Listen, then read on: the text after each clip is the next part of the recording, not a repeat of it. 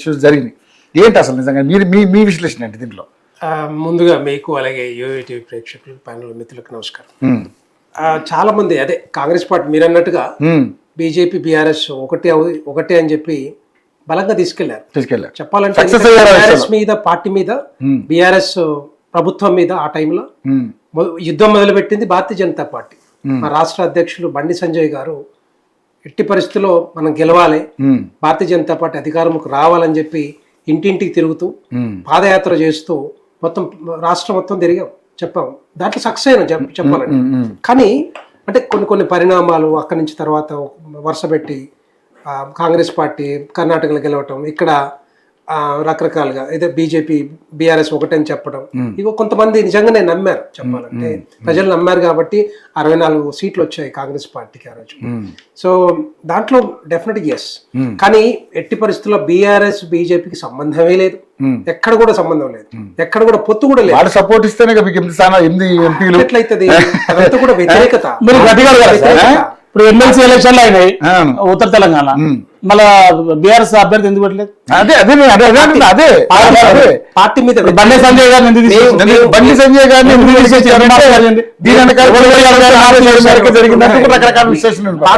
Party మీద మీరు కూడా విశ్లేషణ చేసుకోవాలండి. ఇప్పుడు ఎందుకంటే జాతీయ పార్టీ మీకు అధికారం వాడంటారు, విశ్లేషణ చేసుకున్నాం కాబట్టి పార్లమెంట్ స్థానాలు గెలుచుకున్నాం మేము. అది ఎవరు లేదా మాదే కాదు. కారు మీద ఒక నిమిషం క్లియర్. తెలంగాణ ప్రజలు 8 గెలిపించారు, 8 పార్లమెంట్ స్థానాలు గెలిపించారు. పువ్వు గుర్తు మీద వేశారా లేకపోతే కారు గుర్తు మీద వేశారా చెప్పండి. కారు సహాయంతో ఎట్లా కారు సాయంతో చెప్తా అలా వేసింది ఎవరికి?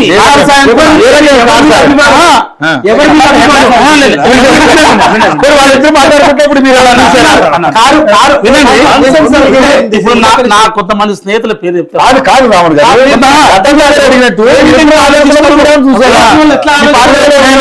లేకపోతే మీరు కూడా రేవంత్ రెడ్డి గారికి ఏ విధంగా అయితే కెమెరాలు పెట్టి పట్టించారు అట్లా మీరు కూడా ఏమన్నా ఉన్నాయి మీ దగ్గర? కొంతమంది స్నేహితులు నాకు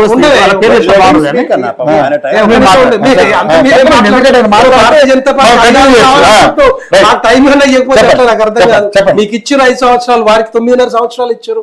మేము కూడా 5 సంవత్సరాలు 10 సంవత్సరాలు ఉండాలంటే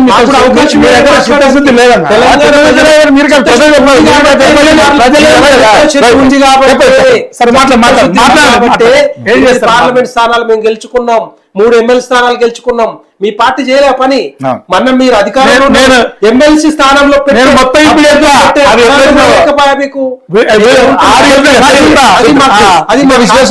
చిత్తశుద్ధి కమిట్మెంట్ ఉంది. తెలంగాణ ప్రజలకి అభిమానం తోటి మమ్మల్ని గెలిపిస్తా ఉన్నారు, ఇప్పుడు కూడా గెలిపిస్తా ఉన్నారు. ఏమంటారు అంటే ఎంతసేపు నిన్న జూబ్లీహిల్స్ లో మీరు లేరు కదా, మీకు రాలేదు కదా అంటారు.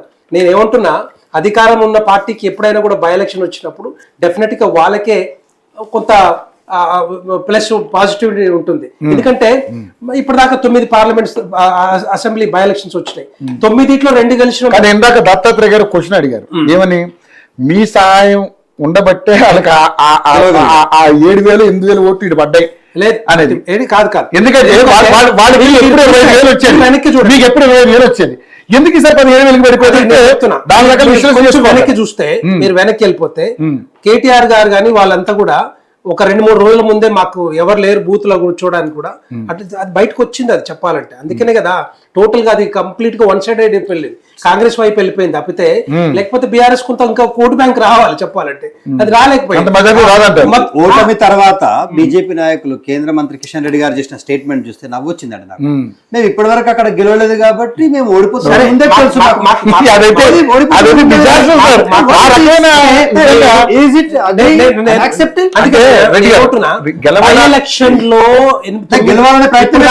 ఇప్పటిదాకా 9 ఎలక్షన్స్ అయినాయి, 7 బీఆర్ఎస్ పార్టీ గెలిచింది, 2 బీజేపీ పార్టీ గెలిచింది. కాంగ్రెస్ ఎక్కడ గెలవలే. గెలవనంత మాత్రాన రేపొద్దున జూబ్లీహిల్స్ లో గెలవనంత మాత్రాన రేపొద్దున మాకు అసెంబ్లీ స్థానాలు రావని చెప్పి కాదు కదా. ఇక్కడ డెఫినెట్ గా వస్తాయి. ఇప్పుడు ఏమంటున్నా అంటే పార్లమెంట్ అంతకుముందు అసెంబ్లీలో ఓడిపోయారు బీఆర్ఎస్ పార్టీ, పార్లమెంట్ స్థానాలు రాలేదు, కంప్లీట్గా రాలేదు. తర్వాత ఎమ్మెల్యే స్థానాలు కూడా వాళ్ళు పెట్టలేదు. కారు బేజారవడానికి చాలా కారణాలు అన్న చాలా వాళ్ళకి చెప్పారు. నేను ఏమంటున్నా అంటే ఉద్యమకారులతో మొదలుపెట్టిన టిఆర్ఎస్ పార్టీలో ఉద్యమకారులను బయటికి పంపించి ఎంతో మందిని మరి ఉద్యమకారులు కాదు ఉద్యమ ద్రోహుల్ని లోపలి తీసుకొని పెట్టుబడి వ్యవస్థగా పెట్టుబడిదారులుగా పెట్టుకొని వాళ్ళకి మంత్రి పదవులు ఇచ్చి కనీసం చాలా మంది ఉద్యమకారులని గేటు కూడా తాకనివ్వలేదు. కాబట్టి తెలంగాణ ప్రజలందరూ కూడా అర్థం చేసుకొని మంత్రులను కానీ లేకపోతే ఎమ్మెల్యేలను కానీ ఎంపీలను కానీ తర్వాత ఉద్యమకారులను సోదరులను అట్లాంటి వాళ్ళని విద్యార్థి నాయకుల్ని కూడా దగ్గరికి రానివ్వలేదు. కాబట్టి తెలంగాణ ప్రజలు చీకొట్టి ఇక జాలు మీకు, ఎందుకంటే వాళ్ళ సిద్ధాంతం వేరే ఉండే. సిద్ధాంతం ఏంది? నీళ్లు, నిధులు, ఉద్యోగాలు. కానీ వాటిలలో ఫెయిల్ అయినప్పుడు డెఫినెట్ గా ఆలోచన వస్తుంది, సామాన్య ప్రజలకు ఆలోచన వస్తుంది. మనకే వస్తున్నప్పుడు తెలంగాణలో ఉన్న తెలంగాణ బిడ్డలు కూడా ఆలోచన వచ్చింది. కాబట్టి ఆ రోజు మేము చూసాం నిజంగానే, అరే కొత్త రాష్ట్రం, కొత్త పార్టీ, బీఆర్ఎస్ పార్టీ, కేసీఆర్ కి మొత్తం అవగాహన ఉంది. తెలంగాణ రాష్ట్రం తిరిగిండు, ఎక్కడ నీళ్లు ఉన్నాయి, ఎక్కడ నిధులు ఉన్నాయి, ఎక్కడ ఉద్యోగాలు ఇస్తే తెలంగాణ బిడ్డలు బాగుపడతారనే ఆలోచనతోటి ఆ రోజు నిజంగానే అందరూ ఒప్పుకున్నారు. కానీ ఇచ్చిన తర్వాత ఫస్ట్ 5 years వదిలేసిన తర్వాత నెక్స్ట్ 5 years మొత్తం కూడా వాళ్ళ సొంతంగా వాళ్ళ కోసమే, ఆ నలుగురు బతకడానికి కోసమే, వాళ్ళ కోసమే అన్నట్టుగా ఆలోచన వచ్చి ఎవరిని పట్టించుకోలేదు. కాబట్టి ఆ రోజు వ్యతిరేకత పూర్తిగా వచ్చింది. కాబట్టి మేము కూడా ఎదురు తిరిగినాం. ఎస్, డెఫినెట్ గా దీనికి అంతం పలకాలి, దీనికి ఫుల్ స్టాప్ పడాలి. రేపొద్దున తెలంగాణ రాష్ట్రం బాగుపడాలి, బిడ్డలకి ఉద్యోగాలు రావాలి, నీళ్లు ఉండాలి, నిధులు ఉండాలి, ప్రాజెక్టులు రావాలి ఆలోచనతో మేము కూడా మా భారతీయ జనతా పార్టీ రాష్ట్ర అధ్యక్షులు ఆ టైంలో బండి సంజయ్ గారు మొదలుపెట్టాం, యుద్ధం మొదలుపెట్టి పోయినాం మేము. ఎస్, దాంట్లో మేము సక్సెస్ అయినాం, డెఫినెట్ గా సక్సెస్ అయినాం. 5 స్థానాలు మొక్కేశారు, నీళ్లు పోసారు, వృక్షమైంది, ఫలాలు వచ్చే టైంకి 35 స్థానాలు మాకు రావాల్సి ఉండే, కనీసం 35 స్థానాలు రావాల్సి ఉండే. మాకు క్యాలిక్యులేటెడ్, మేమంతా కూడా చూసాం, డెఫినెట్ గా మాకు వస్తాయని చెప్పి అనుకున్నాం. 35 కాంగ్రెస్ కి ఇచ్చారు, 30 స్థానాలు మాకు రావాల్సి ఉండే. కానీ అక్కడ కాంగ్రెస్ పార్టీ ఏం చెప్పిందంటే, రేవంత్ రెడ్డి గారు ముఖ్యమంత్రి ఆ టైంలో పిసిసి ప్రెసిడెంట్ గా బీజేపీ బీఆర్ఎస్ ఒకటే అదే చదువు. ఏ మీటింగ్ లో చూసినా ఒక్క నిమిషం, ఏ మీటింగ్ లో చూసినా కూడా ఒక్క నిమిషం, మీటింగ్ లో వాళ్ళు గెలవడానికి 100 కారణాల్లో ఒక కారణం అన్నాను నేను. అదే కారణంగా మీరు చెప్పొద్దు. పల్నాడు వెంకటరెడ్డి గారు చాలా తెలివిగా డైవర్ట్ చేసేది ఆయన ఒకటే ఏమంటున్నా. రాములన్న ఏమన్నాడు విన్నావా నువ్వు? ఏమన్నాడంటే 35 స్థానాలు మేము గెలవాలి, మేము లెక్కలేసుకున్నాం. ఒకవేళ బండి సంజయ్ లాంటి ఒక బీసీ నాయకుడి నాయకత్వంలో మేము పోతే ఖచ్చితంగా మేము ఓడిపోతాం. కాబట్టి బీసీ ముఖ్యమంత్రి తెలంగాణ రాష్ట్రంలో బీజేపీ అధికారంలోకి వస్తే ఇచ్చుడు సంగతి దేవుడెరుగు. కానీ ఇప్పుడు బండి సంజయ్ మాత్రం అధ్యక్ష పదవి నుంచి ఊడిపోవాలి. ఆయన పక్కన తీసి పెట్టి ఒక బీసీని అవమానపరిచింది.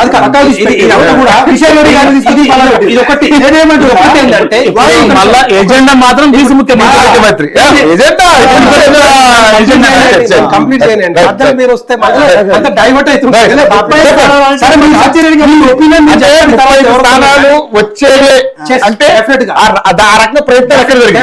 ప్రయత్నం చేశాం. కానీ ఇక్కడ జరిగిందంతా కూడా ఫస్ట్ ఇంపాక్ట్ అంతా కూడా రేవంత్ రెడ్డి గారు ఏదైతే మొదలు పెట్టారు బీఆర్ఎస్ బీజేపీ అనేది, అదొక్క దాని మీదనే.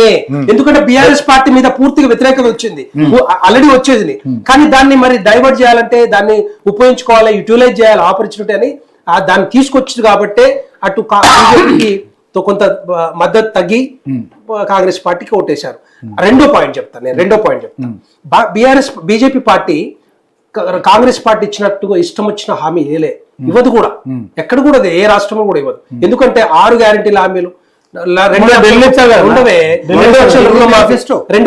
లక్షల రుణమాఫీ మేము చేసేది చెప్తాం, చెప్తాం గ్యారెంటీ ఎలా తెలుస్తారు, మరి చెయ్యలేని మేము చెప్పం. అందుకే చెప్పారు వాళ్ళు 6 గ్యారెంటీ మొత్తం ఇచ్చారు. ఇప్పుడు ఏం కనబడుతుంది కదా వాళ్ళకి, ఇప్పుడు కనబడుతుంది కదా తెలంగాణలో కాంగ్రెస్ పార్టీ అధికారంలోకి వచ్చిన తర్వాత ఎంత వ్యతిరేకత వచ్చిందంటే గ్రామాల్లో పోలేని పరిస్థితిలో కాంగ్రెస్ పార్టీ 23 నెలల కాలంలో కనీసం లోకల్ బాడీ ఎలక్షన్స్ కండక్ట్ లేని అంటే ఏ విధంగా మీరు జాప్యం చేసుకుంటూ ముందుకు పోతా ఉన్నారు? ఇదంతా కారణం ఏంది? మీరే వ్యతిరేకత వచ్చింది కాబట్టి మీ కోట్లో మీరు చేయలేని 40% మీ కోట్లో ఉంది. చెప్పింది చేయలేకుండా మీరు తెలంగాణ గ్రామాభివృద్ధి ముఖ్యమంత్రి గారు చెప్తా ఉన్నారు, మా దగ్గర పైసలు లేవు, మేము చేయలేకపోతున్నాం, పంటలు ఇప్పుకుంటున్నాం, మమ్మల్ని కోచినా కూడా పైసలు రావట్లేవు, మేము చేయలేము అని క్లియర్ గా చెప్తున్నాం. గ్రామాల్లో ఉన్నారు ఏమనుకుంటారు చెప్పండి? తులం బంగారు విషయంలో కూడా మాట్లాడారు. డెఫినెట్ గా అందుకే చెప్తున్నాను, ఇప్పటికి కూడా చెప్తున్నాను, రెండు పార్టీలకు అవకాశం ఇచ్చారు, ఇంకొక పార్టీకి అవకాశం ఇవ్వాలని ఆలోచిస్తాను. అడగడం తప్ప నేను చెప్తున్నాను డెఫినెట్ గా రిపోర్ట్లు మాకు తెలుసు. కేంద్రంలో అధికారంలో ఉంది, ఈ రాష్ట్రానికి ఏం చేసినా అనేది కాదు కదా. మీరేం చేసి అడుగుతారు? మీరేం చేస్తున్నారు?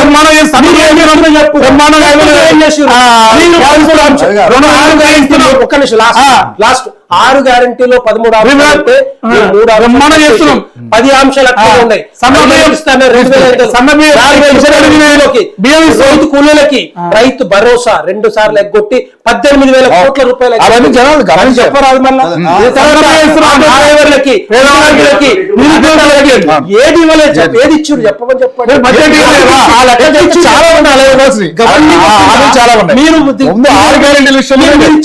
మీరు ఇచ్చిన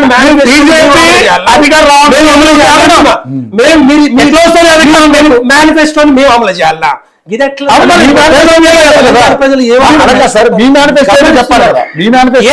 మా మేనిఫెస్టో ఏదైనా ఉన్నా కూడా డెఫినెట్ గా మాకు సాధ్యమైతే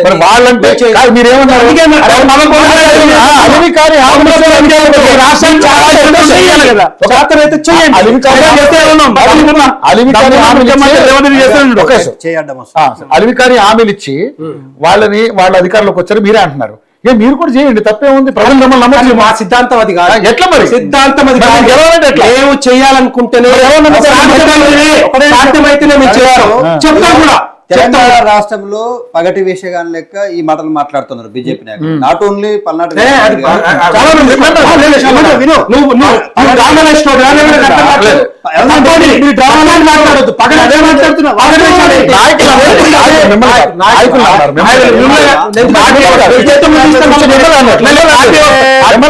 నాయకులు అన్నారు. బీజేపీ ఢిల్లీలో వేసినటువంటి పరంగా ఎలాంటి వేషం వేసినట్టే యూపీఎస్సీ చదివే వాళ్ళకు 15,000 ఇస్తామన్నారు. ఇక్కడ కాంగ్రెస్ పార్టీ బీజేపీ పార్టీ మేము ఇయ్యమని చెప్పారు. అక్కడ కూడా మహిళలకు 2,500 ఇస్తామని చెప్పారు ఢిల్లీలో. అక్కడ కూడా వృద్ధులకు వికలాంగులకు పెన్షన్ 3,000 చేస్తారు. ఒక్కడే కదండి, మేము ఢిల్లీలో ఏదైతే చెప్తామో అది అన్ని కూడా అమలు చేస్తున్నాం. చెప్పలేదు, ఎక్కడ చెప్పామో అక్కడ చేస్తాం.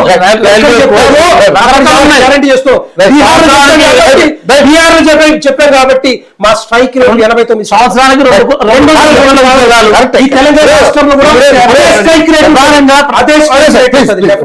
ప్రధానంగా మనకు 3 పార్టీలు ఉన్నాయి. ఒకసారి బీఆర్ఎస్ కి ఇచ్చారు, కాంగ్రెస్ కి ఇచ్చారు, తర్వాత బీజేపీ కూడా కోరుకోవడం తప్పలేదు.